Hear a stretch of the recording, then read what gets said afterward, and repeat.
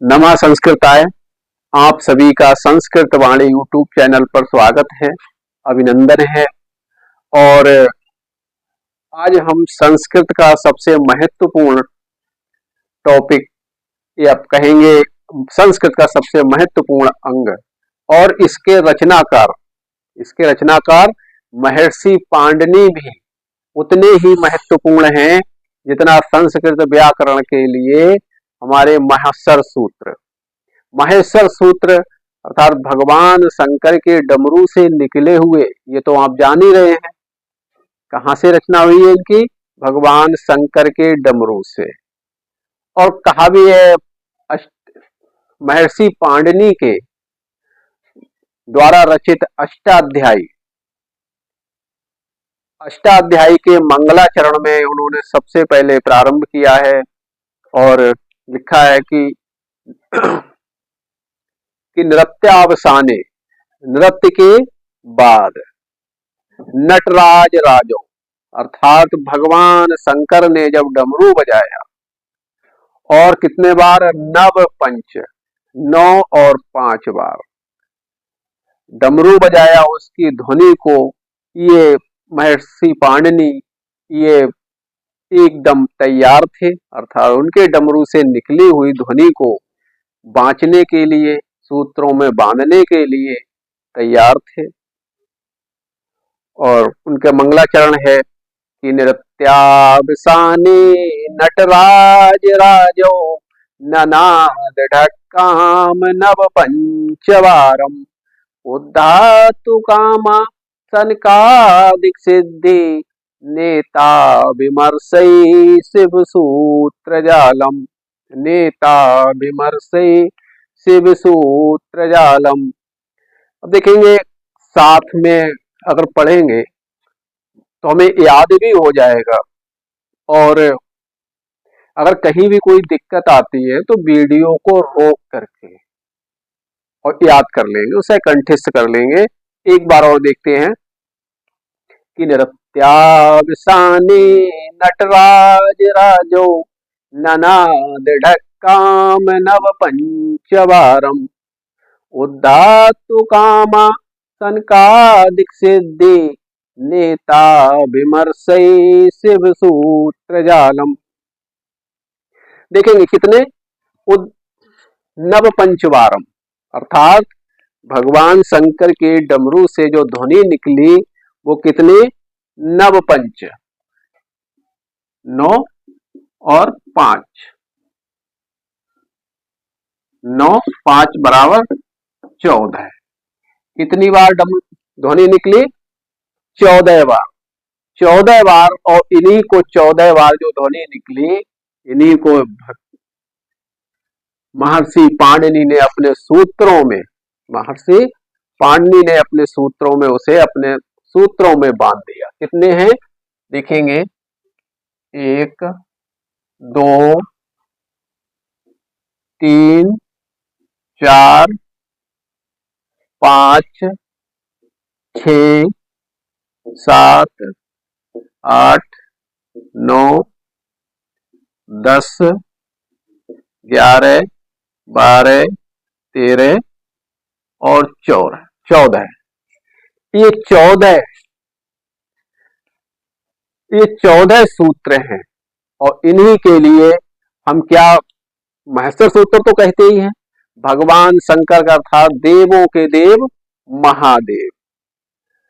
तो महेश्वर सूत्र के लिए और हम क्या कहेंगे, शिव सूत्र।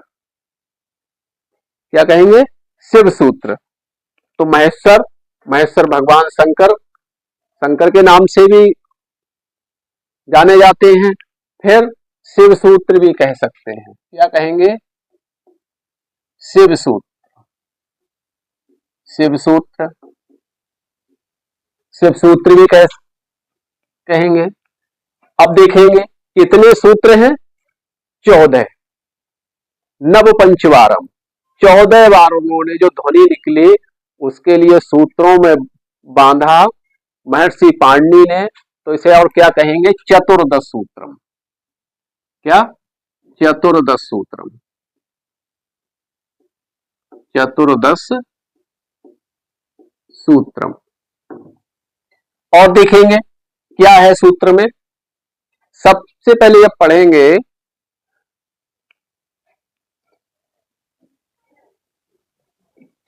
चतुर्दश सूत्र, हाँ, जब सबसे पहले जब पढ़ेंगे तो इसका प्रत्येक वर्ण अलग अलग है। चतुर्दश, चतुर्दश सूत्रम, ये आयुर कह दिया, आयुर कह दिया, लेकिन ये क्या है, सब अलग अलग पढ़ा जाता है। ये क्या है, वर्ण, क्या है, वर्ण है।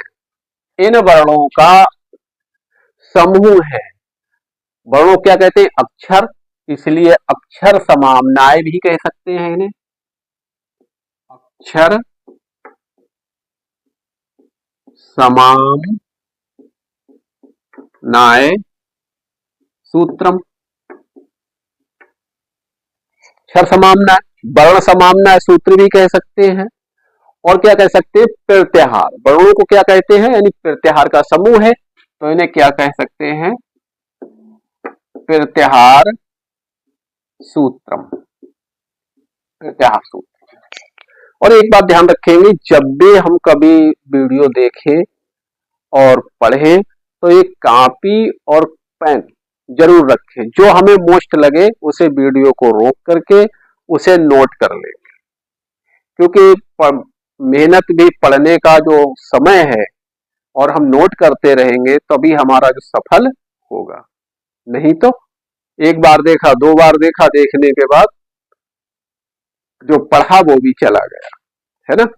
तो जितनी बार, जैसे मान लीजिए महेश्वर सूत्र भी कहते हैं, शिव सूत्र भी कहते हैं, अक्षर समामना है, प्रत्याहार सूत्र भी कहते हैं, सॉरी क्षमा कीजिएगा, प्रत्याहार, प्रत्याहार अर्थात प्रत्याहार सूत्र भी कहते हैं।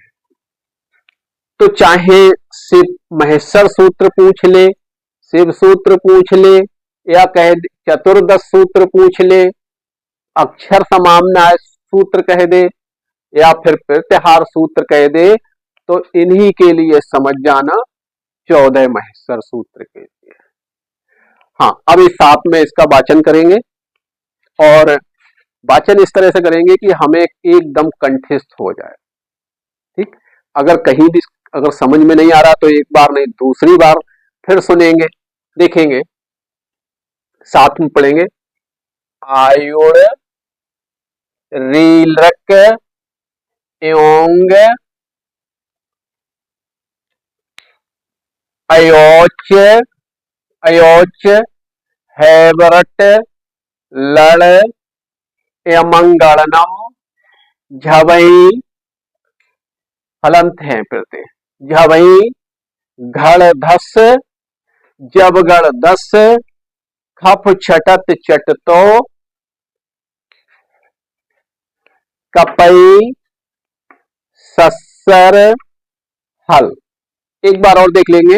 हाँ, आयुड़ रीलरक एोंग अयोच हैवरट लड़ यमंगलनम झवई घड़दस जबगढ़ दस खप छटत चटतो कपई सस्सर हल।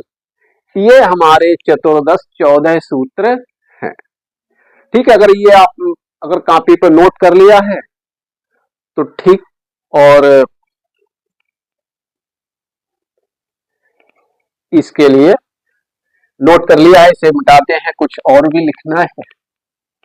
ये तो इतना ध्यान रखेंगे, महेश्वर सूत्र, शिव सूत्र, प्रत्याहार सूत्र, और ये या फिर चतुर्दश सूत्र अगर कहे तो यही समझ जाना।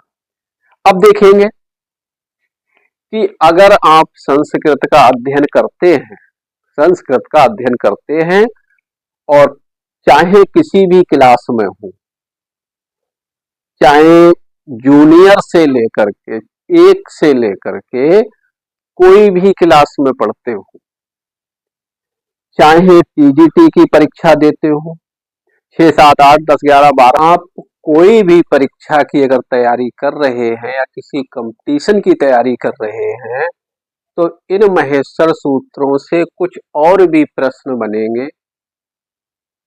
प्रत्याहार अगली वीडियो में हम प्रत्याहार बनाना बताएंगे और जितने भी परीक्षाओं में इनसे महेश्वर सूत्र प्रत्याहार सूत्र से जितने तरह के प्रश्न बनेंगे वो हम अगले वीडियो में मिलते हैं। तब तक के लिए नमस्कार।